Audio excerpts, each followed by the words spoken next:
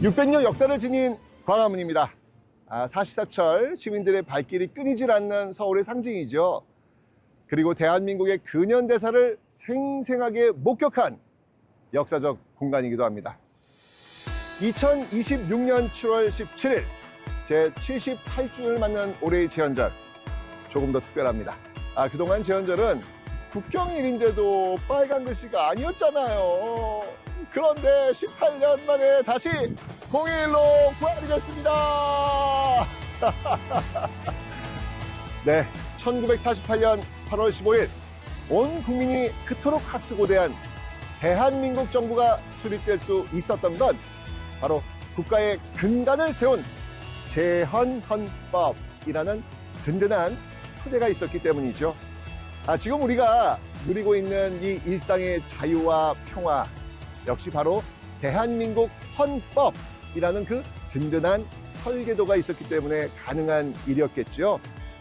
18년 만에 다시 공휴일로 지정된 제헌절의 의미를 떠올리면서 광화문 광장에 서 있으니까요. 제가 이 감회가 너무 새로워요. 야, 보십니까? 78년 전 바로 저곳에서 우리 모두를 위한, 우리 모두가 지켜야 할 위대한 약속이 시작되었기 때문입니다. 1948년 5월 10일 광복 이후 최초로 치러진 국민투표에서 198명의 국회의원이 선출되었다. 2년이라는 짧은 임기였지만 국가의 기틀이 될 헌법 제정과 헌법을 토대로 한 정부 구성이라는 시대적 사명을 띠고 대한민국 초대 국회가 구성된 것이다. 5월 31일 조선 총독부 건물이었던 중앙청 꼭대기에 당당하게 태극기가 내걸리고 마침내 제헌국회 개원식이 열렸다. 이 국회에서 건설하는 정부는 600년에 서울에서 수립한 민국 임시정부의 계승입니다. 오늘이 29년 만에 민국의 부활임을 우리는 이에 공포하냐. 민국 전원은 김일년으로 향해 길도 갈 것입니다. 이 국회는 전 민족을 대표하는 국회이며 이 국회에서 탄생하는 정부는 이 정부 완전한 한국 전체를 대표하는 중앙정부임을 이에 또한 공포하는 바입니다. 36년 식민지의 서름을 뒤로하고 광복의 기쁨을 맛본 지 3년 만에 열린 국회 개원식이 끝나자마자 198명의 국회의원들은 헌법 제정을 위한 초읽기에 들어갔다. 그리고 뜨거운 토론을 거쳐 그해 7월 17일 마침내 대한민국 제헌헌법이 공포되었다. 헌법 초안이 국회에 상정된 지 불과 20여일 만의 일이었다.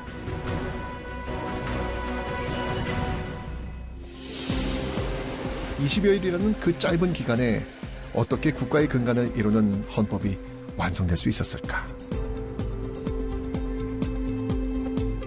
깊은 고뇌와 토론의 흔적이 바로 이곳에 남아있다. 1947년 과도정부 시절 사법부 안에 설치되었던 헌법기초분과위원회에서 유진호 박사가 작성한 헌법 초안.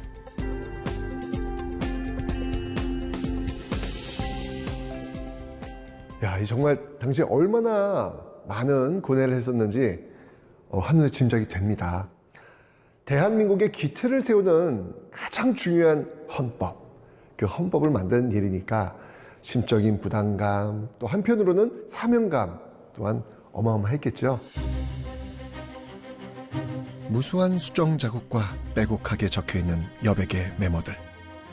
대한민국의 기틀을 세운 제헌헌법이 어떤 과정을 통해 만들어졌는지 그 깊은 고뇌와 숙고의 흔적이 생생하다. 이 제헌헌법 초고는 유진호가 작성한 내용과 임시정부 내무부장이었던 신익희가 이끄는 행정연구의 헌법 초안이 실질적인 기초가 되었다. 제헌국회가 구성되자마자 국회에서는 6월 1일 헌법제정 준비작업 실무진으로 기초의원 20명, 외부 전문가 10명으로 헌법기초위원회를 구성하고 본격적인 토론에 들어갔다. 헌법 초고 이 복사본인데요. 보시면 알겠지만 지우고 또 이렇게 고치고 이거 보면 이제 새로운 단어도 추가가 되기도 하고 지금의 헌법과 내용은 물론이고요. 순서도 너무 흡사해요. 와. 이렇게 만들어진 초고는요. 헌법기초위원회 위원들의 그 거듭되는 회의를 거쳐서 마침내 6월 23일 국회 본회의에 상정이 됩니다.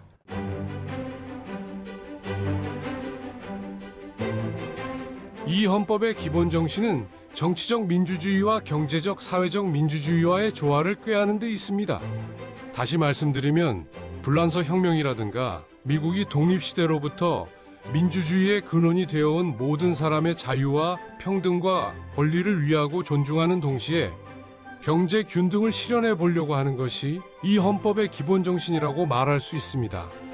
그러므로 우리는 모든 사람의 자유와 평등을 기본 원리로 하면서 이 자유와 평등이 국가 전체의 이해와 모순되는 단계에 이르면 국가 권력으로서 이것을 좋아하는 그런 국가 체제를 생각해 본 것이 옳시다. 국회 출범부터 정부 수립까지 대한민국 첫걸음의 역사적 의미를 짚어볼 수 있는 특별한 공간, 재헌회관입니다. 7월 17일 헌법이 공포되기까지 남은 시간은 겨우 20여일. 논쟁의 가장 큰 핵심은 세 가지. 나라 이름, 국호를 무엇으로 할 것인가? 기본권의 주체를 누구로 할 것인가? 그리고 국가의 권력 구조를 어떤 형태로 할 것인가?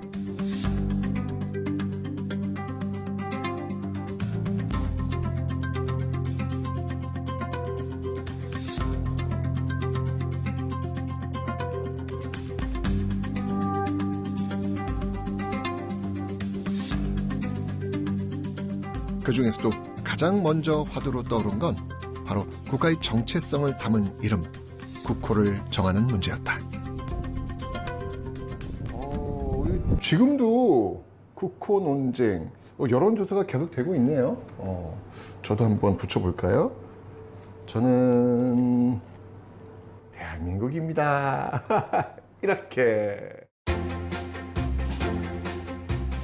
나라의 뼈대를 세울 구체적인 설계도는요, 이 국민의 대표들이 완성해야 했습니다.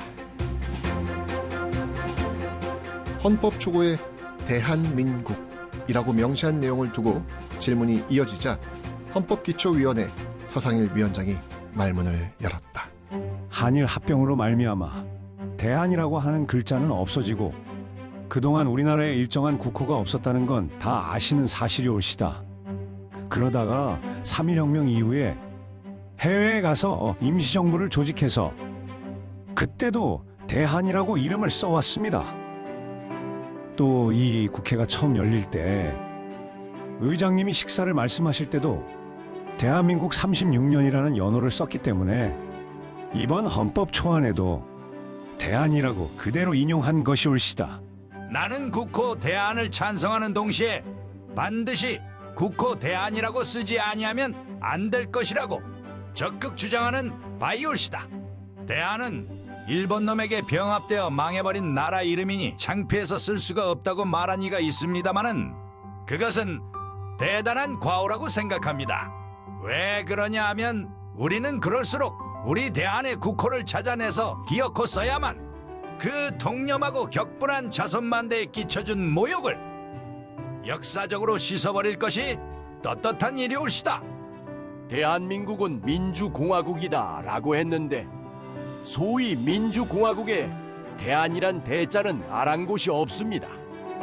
한이란 말이 꼭 필요하다면 한국도 좋고 우리말로 한나라라고 해도 좋을 것을 큰 대자를 넣은 것은 자신을 높이고 남은 낮추는 봉건적 발상이요 본질적으로는 사대주의 사상의 표현인 것뿐입니다.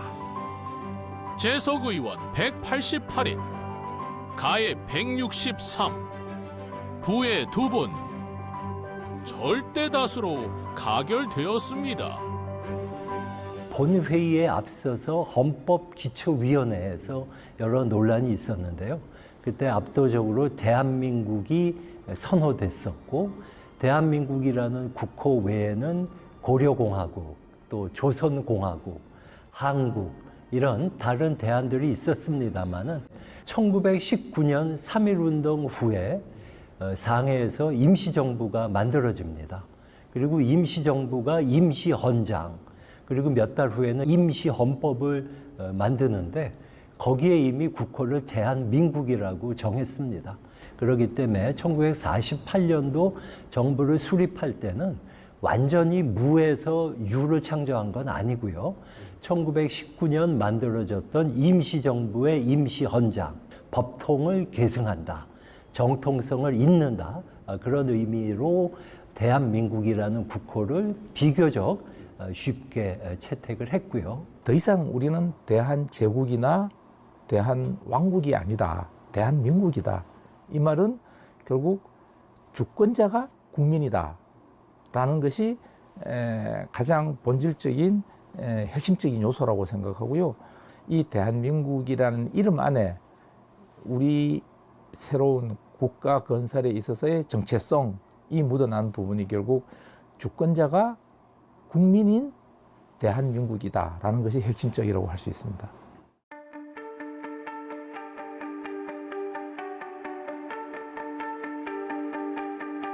대한민국 국회의 의정활동과 입법 과정의 역사가 보존되어 있는 국회기록원 대한민국. 이렇게 목 놓아 외치는 순간 우리 모두 하나가 되고 나죠. 그만큼 대한민국이라는 이 이름은 우리 모두의 정체성이자 타고난 DNA처럼 마법 같은 결속력을 만들어줍니다.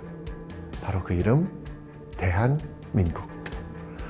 대한제국이란 이름을 일본에 빼앗겼다가 독립이 되었으니 그 이름을 다시 찾아야 한다라는 대의명분이 있었고요.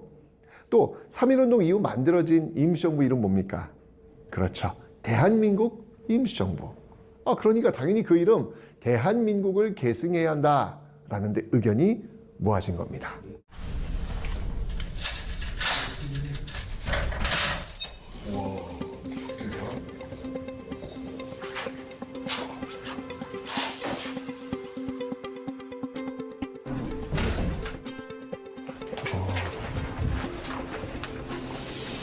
이야, 우와. 1948년 여름 치열했던 재헌헌법 토론회 현장을 직접 만날 수 있는 긴장되는 순간이다.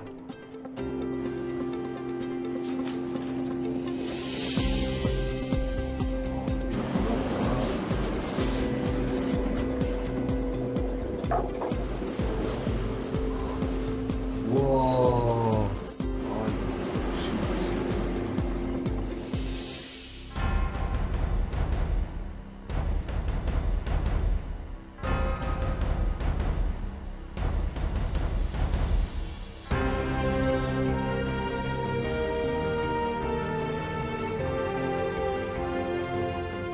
신익희 선생님도 지금 등장하고 계시고 신기하네요.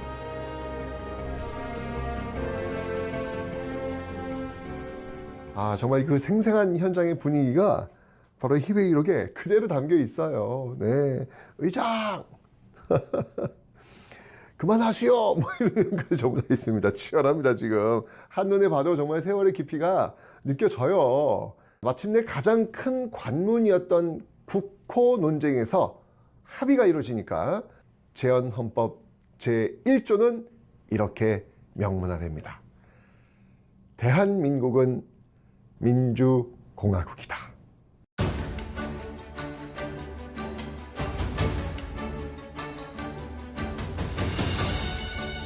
두 번째 논쟁은 명문화되어 있는 기본권의 주체는 과연 누구인가 하는 것이었다.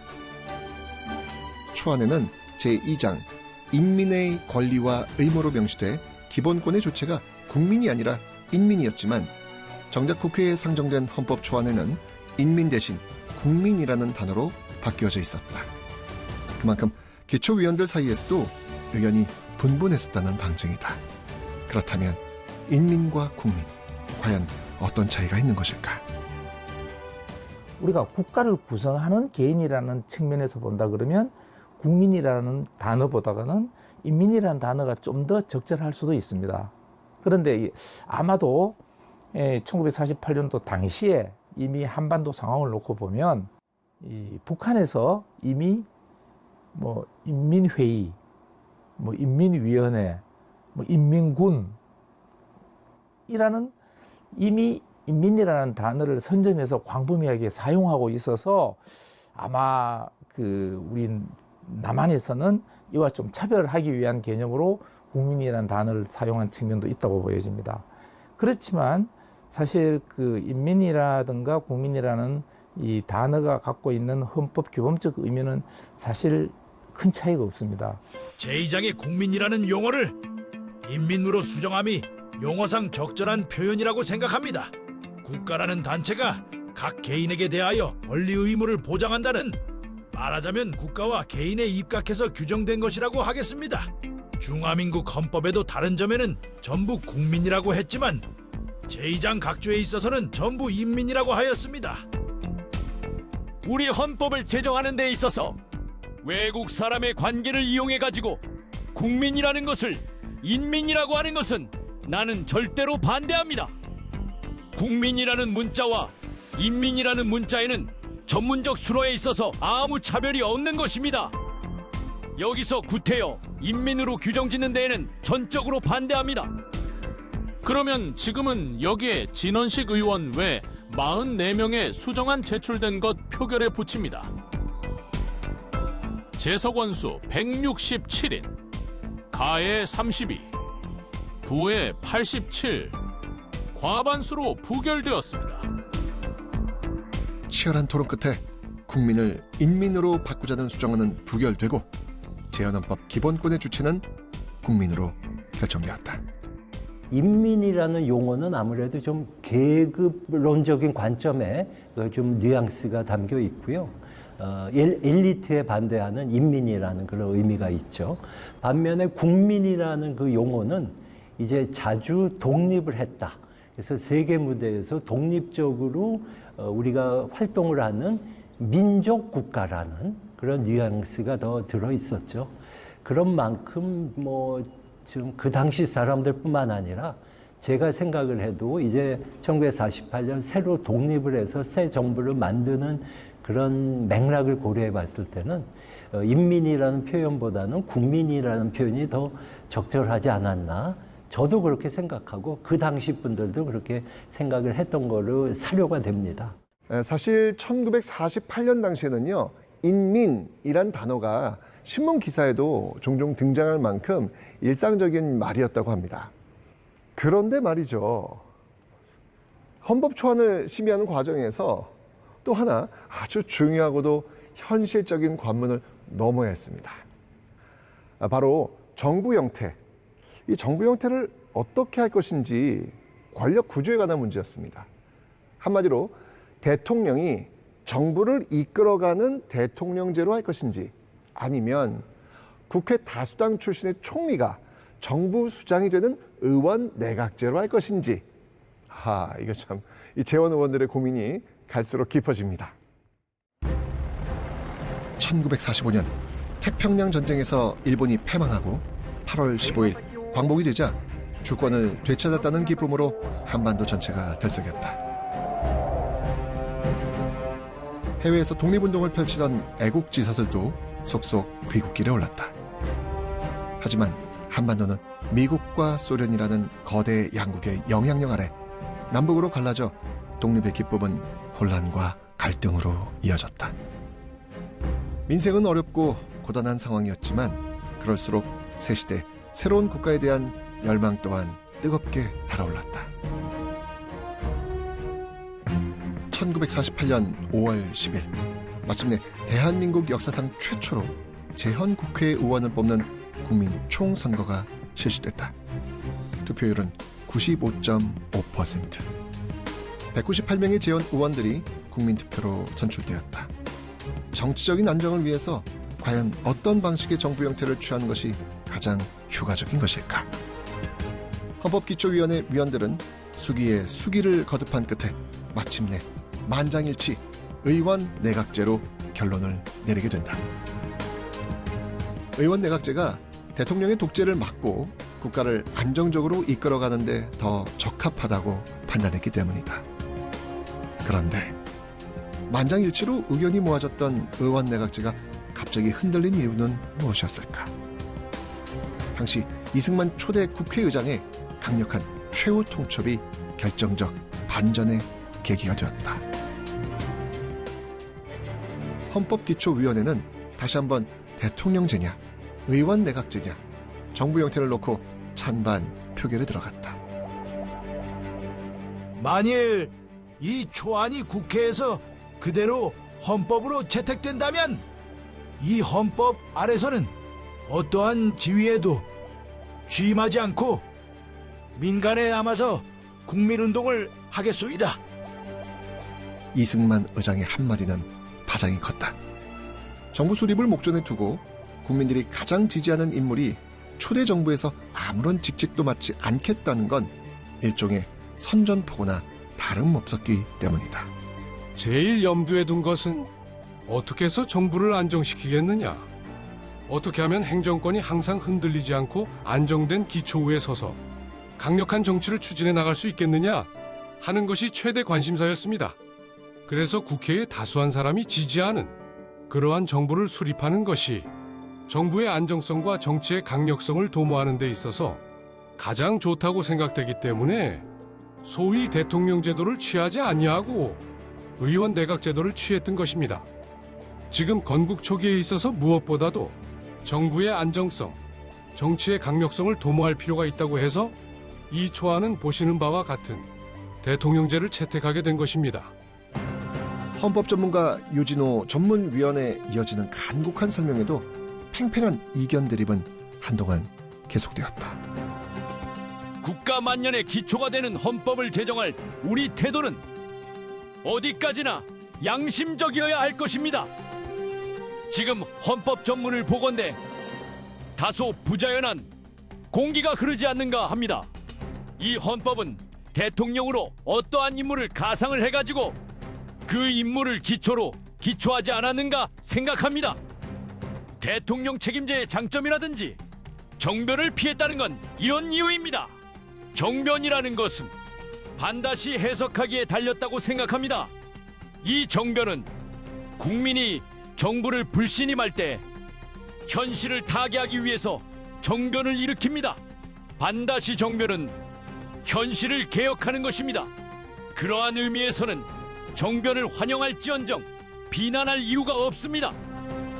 제가 찬성한 것은 대통령의 권리제와 양원제에 대해서 단원제를 찬성한 것이 옳시다. 우리는 아직 남북이 통일된 완전 자주독립 국가가 아닙니다.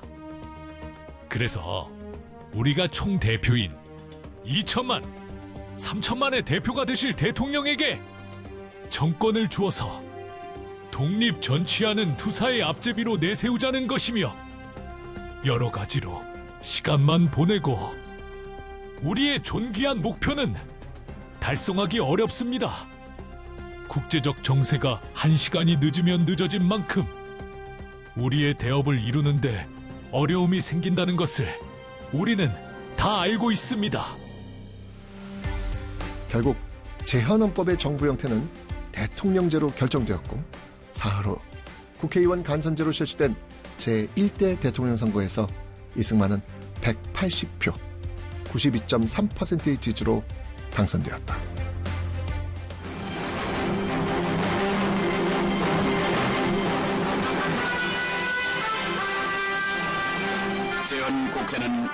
대통령이 국회의원들에 의해서 간선으로 선출됐다는 것이 국회가 대통령에 대해서 행사할 수 있었던 가장 강력한 견제 수단이 되죠.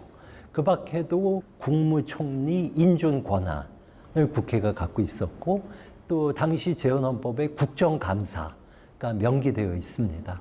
그 밖에 또 탄핵, 대통령이 국회의원들에 의해서 탄핵 소추당할 수 있다라는 조항도 있고 대통령과 국회 간의 견제와 균형이 이루어지고 이거는 미국식 대통령제가 아니죠. 한국형 대통령제라고 말할 수가 있죠. 약간의 그 내각제적인 요소가 가미가 된 거죠. 헌법은 시대 정신을 담는 그릇이라고 하죠. 대한민국의 재헌헌법 역시 최고의 이상을 지향하면서도 당시의 정치적인 상황을 외면할 수는 없었습니다. 여기서 또 하나 주목해야 할 게 있는데요. 대한민국의 기틀을 만든 최초의 재헌헌법 속에는 지금 생각해도 와, 굉장히 앞서갔던 놀라운 내용이 곳곳에 담겨 있다는 점입니다. 18조 2항에 등장하는 이익균점권, 이게 대표적인데 이게 뭐냐면 영리를 목적으로 하는 사기업에 있어서는 근로자는 법률이 정하는 바에 의하여 이익의 분배에 균점할 권리가 있다. 와우. 요즘 신문에 많이 나오지 않습니까? 뭐 성과금, 인센티브 뭐 이런 이야기 너무 놀랍습니다. 또 제16조에서는요. 모든 국민의 의무 교육을 명문화했습니다. 모든 국민은 균등하게 교육을 받을 권리가 있다. 적어도 초등교육은 의무적이며 무상으로 한다. 돈이 있든 없든 누구나 최소한의 교육을 받을 권리가 있다. 기회 균등을 말하고 있습니다. 제86조에서는요. 농지는 농민에게 분배한다. 경자유전. 농지는 농사 짓는 농민이 소유할 수 있도록 법적 근거를 마련한 것이죠. 일제강점기를 거치면서 당시 인구의 70% 정도가 영세한 소작농이었다라는 점을 감안한다면 이 굉장히 파격적인 선언입니다. 1948년 7월 17일 공포된 재헌헌법에는 국민의 기본권과 정부 구조는 물론이고 이렇게 시대를 앞서가는 혁신적인 내용들이 담겨 있었습니다. 초안이 국회 본회의에 상정된 후 불과 20여일이라는 짧은 기간 내에 이걸 어떻게 완성시킬 수 있었을까요? 그 사상의 뿌리는 바로 1919년 3.1운동 이후 지난하고 치열하게 계속된 독립운동의 역사와 맥을 같이 합니다.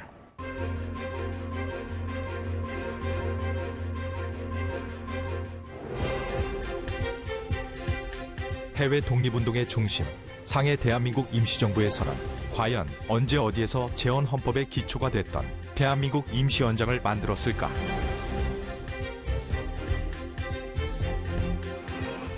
아직도 명쾌하게 풀리지 않고 있는 역사의 흔적을 찾아 재헌의원의 후손과 역사학자가 현장을 찾았다. 근데 나무들이 굉장히 이국적인 나무들이. 그런 거 공부해 놓으면, 공부하고 역사를 보면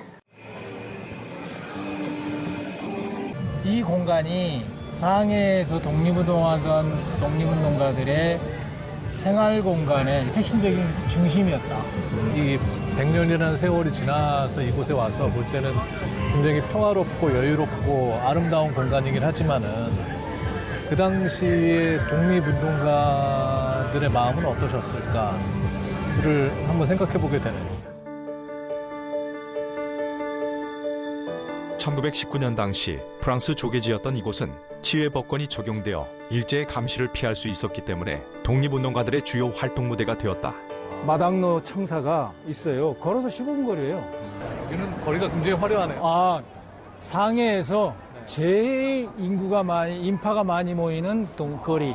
이게 남경동로라는 데요. 이 길 자체가. 남경동로. 예. 상해에서 중국인들의 상해 시민의 소비를 리드하던 최고의 그 문화 중심이었는데 거기에 이제 1920년 1월 1일 날 신년 할애 때 우리 독립운동가들이 이 백화점에 이제 식당에서 신년 할애식을 했죠. 그게 이제 이 사진이에요. 뒷배경. 예, 뒷배경이. 예. 이게 첨탑이 저 첨탑이에요. 그러니까 여기 영암백화의 식당에서 신년 할애로 점심을 먹고 옥상에서 기념사진 찍은 사진이에요. 상해 임시정부를 이끌고 있던 대통령 이승만, 국무총리 이동희, 그다음에 두 분이 흔들리고 없을 때 상해 임시정부를 실질적으로 끌고 왔던 지도자는 도산 안창호 선생이에요. 세 사람이 같이 찍은 유일무이한 사진. 낯선 망명지에서 독립의 그날을 꿈꾸며 대한민국 임시원장을 만든 첫 회의 장소는 어디였을까?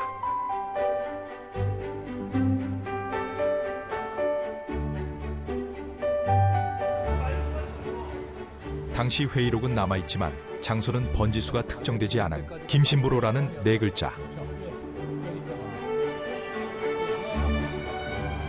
또 보시면 대한민국 임시정부 탄생지 구지. 준원 이광수가 상해 임시의정원에 합류. 첫 번째 회의 상황을 자서전에 기록한 바로 그 장소로 추정되는 곳이다.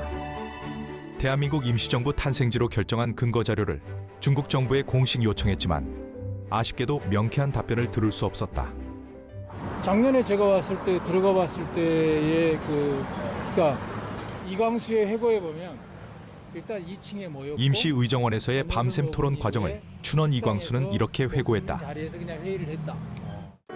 모임방은 2층 동쪽 기름하게 생긴 방이었다.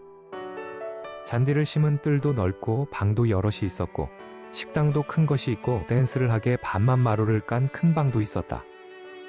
고깃국을 끓이고 저녁을 만들어 치르고 다시 이내 식당에 앉은 채로 토의를 시작하였다. 국호는 대한민국이라는 데 대하여서는 별 이론이 없었다.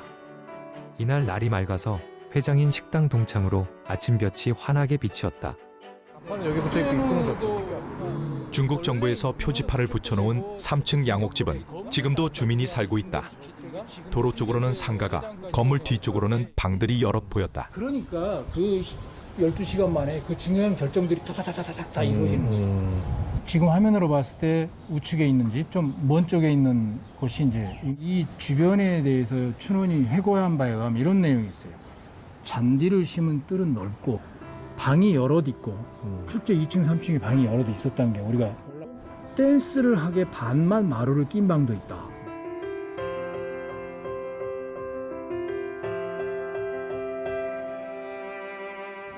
임시의정원 회의가 열렸던 곳이다. 그거는 명확하다라고 이제 저는 해석을 하는 거죠. 마침내 건물 안으로 들어가기로 했다. 미용실 손님에게 방해가 되지 않겠다는 약속을 하고 잠깐 둘러봐도 좋다는 허락을 받았다. 이렇게 들어. 주인장의 생활 공간이더라고. 그 여전히 쓰이고 있다는 얘기잖아요. 그러니까 회의를 2층에서 하셨다는. 아니, 모이기만 했다는 거지. 근데 여기를 나와보고 지금 중국 정부가 이 건물에 붙인 표지에는 대한민국 임시정부 탄생지라고 적혀 있다. 그 근거는 대한민국 임시정부를 기억하는 인근 주민들의 증언. 한 장의 표지판이지만 중국 정부가 이 건물을 특정 지었다는 점에서 의미가 있다.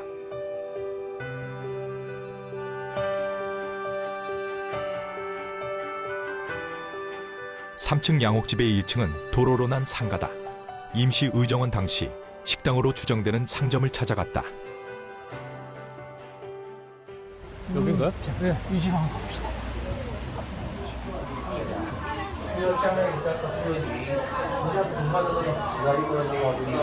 할로.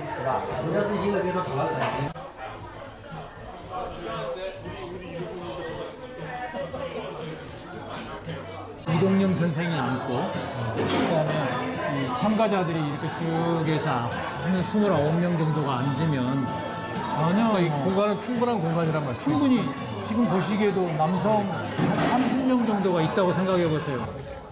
주점 밖에서 안을 들여다보기로 했다. 그러자 준원의 묘사가 더 살아나는 듯하다. 1층을 통으로 식당으로 썼다. 이렇게 이해하면 되는 거예요.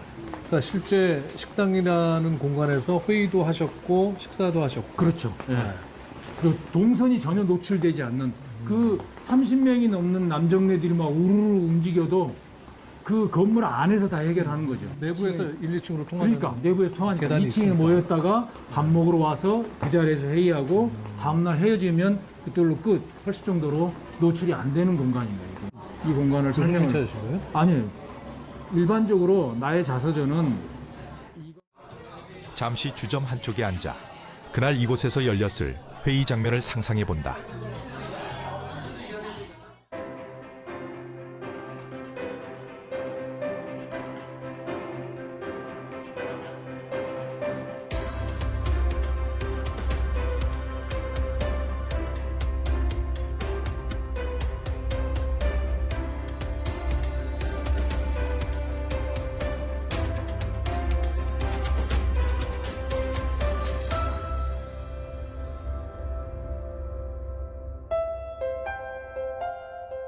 다음 날 Good to see you again. 好久不见。 Good to see you again. 다음 날 아주 특별한 인연과의 만남이 이어졌다. 재헌 국회에서 부의장과 의장을 역임한 해공 신익희 선생의 후손들이다. 안녕하세요. 해공 선생이랑 저희 조부랑은 특별한 인연인 게 일본 유학 시절부터 시작해서 이제 인연이 되신 거고 또 이렇게 후손들하고 만나게 될 줄은 그것도 상하이에서 상하이에서 回到韩国，就是从中国就是日本侵略者被打跑后，回到韩国后，是否发生什么样的事情？我们这边的这个传承是相对较少一点，就是资料的话会相对更少。对，然后如果到再往后的话就更少一些，对，更多的是在这个中国包括从上海到重庆这样的一段时间流程会更多一些。 이렇게 증손 고손까지 내려왔단 말이에요.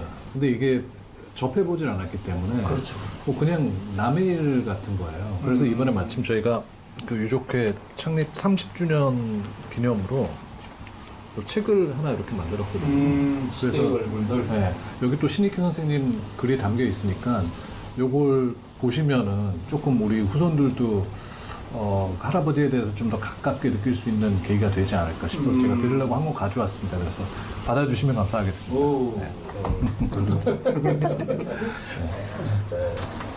이렇게 보시면은 네.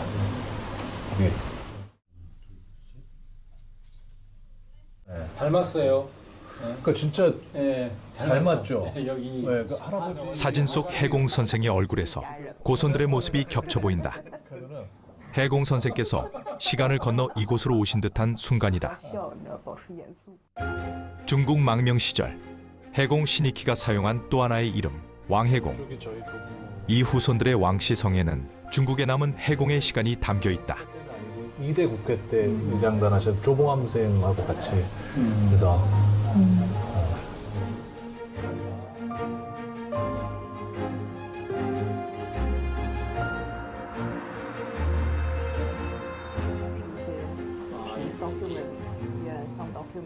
이게 신익희 선생님이 1956년에 돌아가시기 직전에 한국에 있는 어떤 잡지에 쓴 글인데 이게 제목이에요. 헌법 정신과 민주주의. 여기 보시면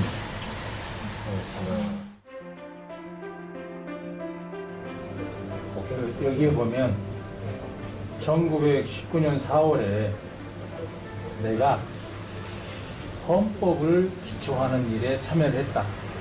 근데 이 헌법의 정신이 대한민국이 수립될 때 그 헌법으로 이어진다라는 내용이 써 있는 거예요. 这是这刚才那个是1919年我参加的。 흩어져 있던 기억들이 그렇게 다시 이어지고 있었다. 然后今天也是非常开心，说能够见到另外一位，因为其实像这种之间的交流，我会觉得它是一个非常持续的过程。就比如说我们之前会一起做事情，那我们后面就是这些后裔们在一起也可以在一起共同的做事情呢，其实是非常开心的。那然后对我来讲的话，其实也会，比如说他可能有一些消息啊，然后有一些信息，它可能流传在中国。那比如说对于外国来讲，一个是比如说因为有语言的不一样，或者是因为有一些确实信息上的沟通，像这些的话，有可能的话也是大家来互相多沟通，然后我也会去帮助大家去更多的了解这些事情。我们去有少量就是在怎么讲，就是对于他个人的这样一个评价，我们是有的，包括像这个海，我的名字的海从海公先生来，包括这个玉的话，在中文里是正大光明，那么也是说一种海公精神的体现吧，对，或者说当时的我爷爷给我取这个名字的时候对我的期望，成为像海公先生一样光明正大的一个人，对。 임시정부와 재헌국회와 지금 2026년 오늘날 우리가 살고 있는 것이 끊어져 있는 것이 아니라 그것은 이어져 있더라라는 것을 저는 절실히 느낄 수 있었고 정말 대한민국이 앞으로 더 뻗어나가기 위해서는 우리는 어떤 고민을 해야 될 것인가를 제 스스로 다시 고민해보게 되는 시간이었던 것 같습니다. 대한민국 임시헌장은 국민 주권론에 기초한 민주공화제를 최초로 선포한 선언문입니다. 여기서 말하는 국민 주권의 중요한 포인트 중에 하나는 오늘날에도 모든 나라, 민주주의 국가라면 추구하는 국민의 기본권, 거기다가 우리는 평등 사상을 제도화했어요, 임시헌장에다가. 그래서 이후에 독립운동이 어떻게 전개돼야 되는가, 일단 방향성을 제시했고, 나라가 독립한 이후에 어떤 국가를 세워야 되는가를 수많은 독립운동가들에게 상상할 수 있게, 어떤 거에서 한 방향으로 상상할 수 있게 만들어준 선언문입니다. 중국 정부에서 대한민국 임시정부 탄생지 구지라고 명명한 표지판을 보니까 저도 모르게 이 마음이 숙연해집니다. 헌법 전문을 보면 3.1운동으로 건립된 대한민국 임시정부의 법통을 계승한다 라고 명문화되어 있습니다. 선명하게 새겨져 있는 헌법 정신을 되살리기 위해서는 그 뿌리의 시작을 확실하게 밝혀내야 되지 않을까요? 뭉치면 살고 흩어지면 죽는다. 1917년 대동단결 선언에서 출발한 하나된 독립의 의지가 척박한 망명지에 씨앗을 뿌리고 그 씨앗이 마침내 제헌헌법으로 이어져 1948년 7월 17일 대한민국의 설계도가 완성되었습니다. 78년이란 경랑의 시대를 거치면서 제헌헌법은 과연 어떻게 진화해 왔을까요? 국회 간선제를 통해 선출된 초대 대통령 이승만은 두 차례 기습적인 개헌을 감행했다. 1952년 일명 발췌 개헌이 이루어졌고 2차 개헌은 대통령 연임을 제한했던 규정을 초대 대통령에 한해 철폐하자는 것이 핵심이었다. 표결 결과 한 표가 모자라 개헌안은 부결되었지만 4.4.5입이라는 수학적 논리를 내세워 가결로 번복되었다. 4.4.5입 개헌이 정치사에 기록된 순간이다. 이승만 자유당 정권의 3.15 부정선거는 질풍 같은 국민저항에 부딪혔다. 1960년 4.19 의거로 대통령 이승만은 하야했고 곧바로 3차 개헌이 이루어졌다.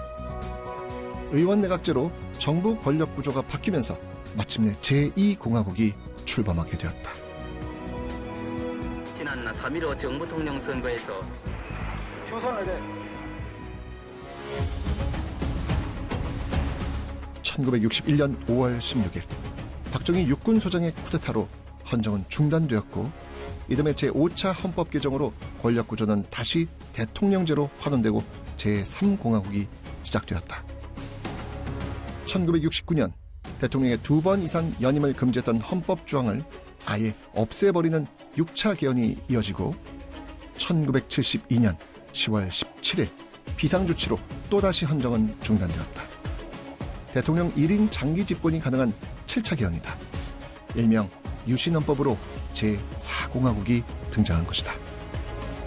박정희 장기 집권은 1979년 11.6 사건이 터지면서 막을 내리고 12.12 사태로 전두환 신군부가 정권을 장악하며 8차 헌법 개정이 이루어졌다.